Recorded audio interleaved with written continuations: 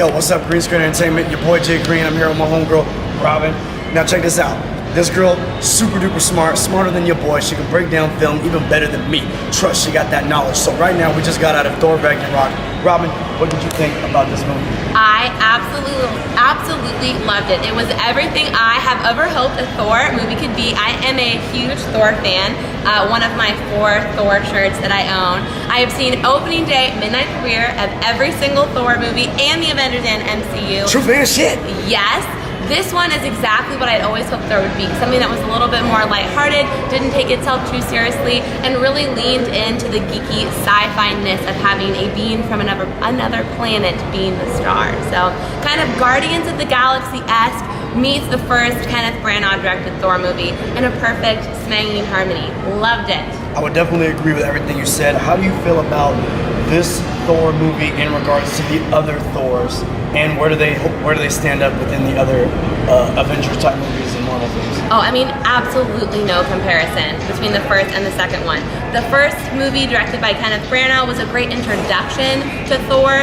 The first half of the movie, great. Once he gets to Earth, a little bit not so great.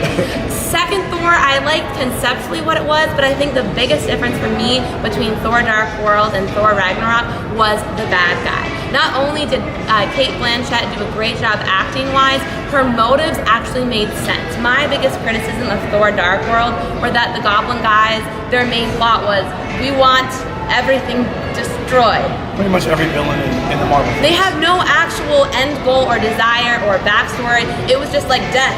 We want death. Hela has a much more developed backstory, way more than the trailer lets on, so I thought that was perfect. Amazing. I would definitely agree with that for sure. Cate Blanchett killed it. I would say as far as the villains go in the Marvel Cinematic Universe, she and Loki are definitely the ones that stand up for sure. Definitely not forgettable, very memorable, definitely have good backstory as well.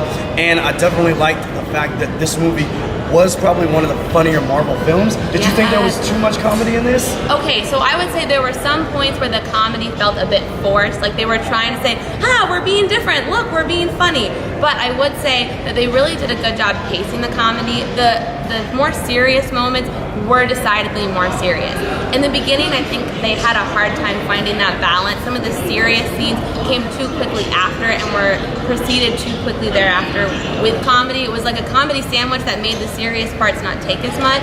But near to the end of the movie, especially the scenes with Valkyrie, I thought those were so well done. It was just a good sprinkle of seriousness that made it so, okay, it wasn't a buddy comedy. It was a Marvel movie, but just with a heavier emphasis on comedy. Much like Guardians of the Galaxy, my other favorite Marvel movie. Now, I will say this. I thought the first Guardians of the Galaxy was good, but I think that the comedy in the second Guardians of the Galaxy was definitely trying way too hard. Yeah. Even though the previous Thor movies, and even like there's always been some comedy, mostly situational comedy in most of the Marvel films, I thought that the comedy in this one wasn't forced at all. I felt that there was situational comedy, there was tongue-in-cheek comedy. I thought everything was perfect. In Guardians of the Galaxy 2, I thought there was some serious moments that came too quickly after the comedy, but I thought it felt fluid here. I didn't think it was forced at all. So I definitely liked the comedy all the way throughout. I was laughing out loud in some parts. Some parts I didn't necessarily laugh out loud, but not because the jokes didn't hit. I just didn't feel like they were that funny enough to laugh out loud. But still, great one-liners for sure. Thor's hilarious. Chris Hemsworth, that's great. He's got the swag to play a superhero, but at the same time, he's also got that comedic chops at the same time. Oh, 100%. His timing was on point. Same for Tom Hiddleston, so good. Just his facial expressions, again, he was someone who had to play some serious and some much more lighthearted scenes, and I thought he fit that balance perfectly. How did you feel about Tessa Thompson? Wait, who? Tessa Thompson. Oh, duh, Valkyrie, amazing. Tessa Thompson, again, another character who from the trailer, I did not think her character was gonna go the direction it did in the film. I sort of thought, okay, she's gonna be what you think, a great female superhero, strong, powerful, but that's kind of it, sort of just your archetypical female empowerment. She's just kind of like a Wonder Woman-esque. Not Wonder Woman-esque at all, let me tell you, that girl can drink. I loved it. It was, again, a bit more tongue-in-cheek version of a female superhero archetype, which I really like. Not just saying, oh, we're gonna have this badass female superhero, which is awesome. I love when girls are badass. But I love that they kind of put a twist on it that made it a little different and didn't feel like it was playing into the Wonder Woman stereotype. We know that she's gonna definitely be on the side of good towards the end of the movie. We can tell by the commercials. But what I liked about her character was the way that she kind of had a bit of an arc, if you would, throughout the movie. It was a very realistic arc. It wasn't just like your typical, like, she gets a little speech or something like that. We're not gonna spoil anything here. She doesn't get that type of speech. It just fit very well into the film as to why she goes from one position to another position. I like that with her. With the Hulk, when you said it wasn't necessarily so much of the buddy comedy, it wasn't. But then for just a moment that it is, like it's a lot of every different thing. And if anybody out there has ever read Planet Hulk, you have a lot of touches of Planet Hulk in this film, which is really fun because you see some of those characters from there, but it's not straight his story. It's almost like a nod. Yeah, it's a nod to that comic, but definitely from Thor's perspective for the most part. I really like that part about it too. What do you think of Taika Waititi and his direction of the film? Absolutely perfect. I was going to say, when you're talking about Valkyrie and learning more about her backstory, one of my favorite scenes that was shot in the entire movie was her flashback sequence. That was legit. The way it was shot, it was really reminiscent to me, and I don't know if you're a big fan of these movies, Harry Potter Deathly Hallows Part 1, when they're telling the tale of the three brothers. I remember watching that scene, and the way in which they animated and told that story was just so fresh and different. And it was very different the way they did it in this movie, but it gave me that same feeling of the way in which they shot it. It didn't just feel like, okay, we're flashing back. It was shot in a very way that made it look like a painting. It was very, to me, it was very reminiscent of like 300. Yeah. Just the way that it was very shot, like stylized. super slow motion, very stylized. It looked legit for sure. I love the world that they, what was the name of the planet again? Sakaar. Sakaar, yeah. So I love Sakaar, the way that looked. That reminded me very much so of like a Fifth Element, that type of swag, that type of creativity, which I loved. I don't mind a superhero film that definitely goes way outside the box. Some people like their stuff grounded. Even though this is definitely like different planets and whatnot, to me it was still very grounded because they built us into that universe throughout all the Thor films and even throughout all the Avengers and the other Marvel movies. But definitely love the style, the colors, the vibrancy of this film. Most of the other Marvel films, if you actually watch them, are kind of bland, but this one had like a really good color palette, so I enjoyed that too. So definitely really stylized. Marvel's on they just keep doing it. Oh, and speaking of kind of the weirdness of this movie and just the Thor universe, I thought the weirdest character was by far the Grandmaster, played by Jeff Goldblum. Killed it. But even if you were someone who came in with very little context for this movie, maybe you're not a person who really likes the out there sci-fi genre, he was funny enough and entertaining enough where I think it would hold your interest. You wouldn't go, oh, this is weird, what's happening, this weird planet with strange colors and weird looking beings on it. He was enough to kind of hold your attention and sort of make you want to invest.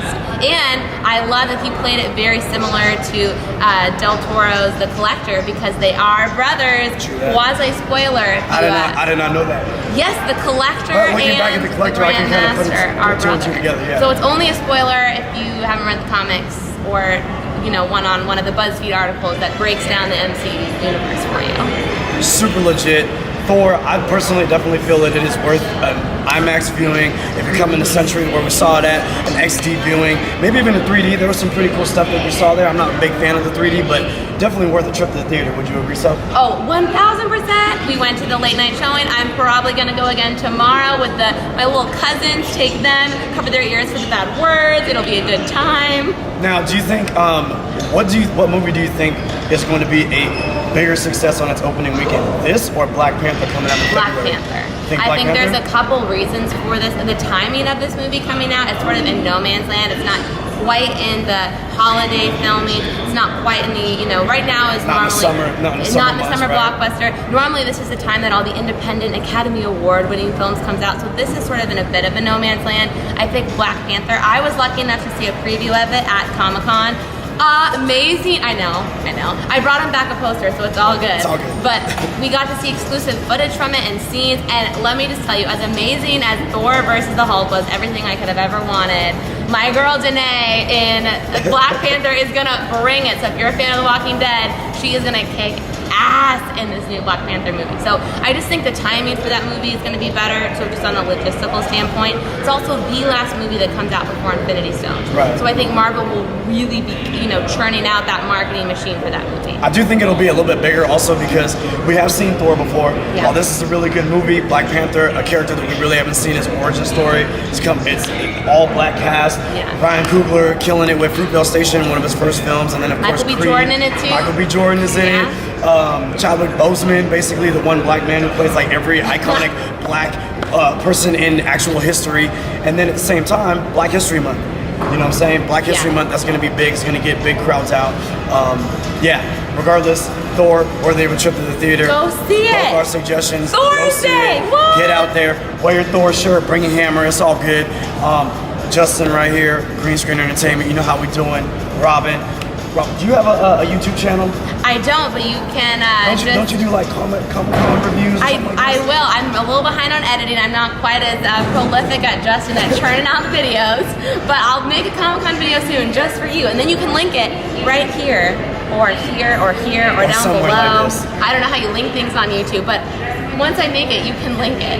Either way, as always, we don't really want to give spoilers, especially for a movie that we think is super duper legit. So, in the end of the day, go check it out for yourself. You're gonna have a great time in the theater, no doubt. Your boy Jay Green, we out.